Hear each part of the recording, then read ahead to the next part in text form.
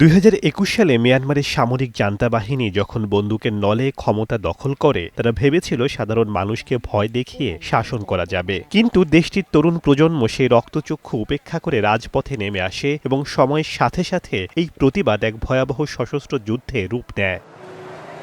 দেশটির সেনাবাহিনী এখন কেবল বিদ্রোহীদের মোকাবেলা করছে না, তারা নিজ দেশের সাধারণ জনগণের বিরুদ্ধে যুদ্ধে লিপ্ত হয়েছে। গ্রামে গ্রামে সাধারণ মানুষ পিপলস ডিফেন্স ফোর্স বা পিডিএফ গঠন করে জান্তা বাহিনীর ওপর মরণ কামড় দিচ্ছে। একসময় যারা নিরীহ রোহিঙ্গাদের ওপর নিপীড়ন চালিয়েছিল, আজ সেই সেনাবাহিনী নিজ দেশে জনবিচ্ছিন্ন হয়ে পড়েছে। একের পর এক শহর ও সীমান্ত ঘাঁটি বিদ্রোহীদের দখলে চলে যাওয়ায় জান্তা সরকার এখন দিশেহারা এবং তাদের অস্তিত্ব সংকটের মুখে।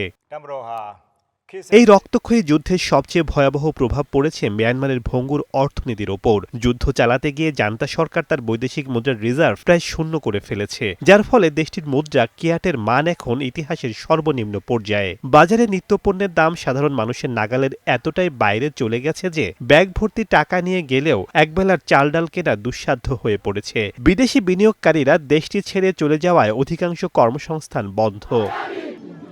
জান্তা সরকার যখন ডলারে কামানের গোলা কিনছে, তখন সাধারণ মানুষ অনাহারে ধুঁকছে। এই অর্থনৈতিক ধস আর অভ্যন্তরীণ সংঘাত মিয়ানমারকে আজ একটি ব্যর্থ রাষ্ট্রে পরিণত করেছে।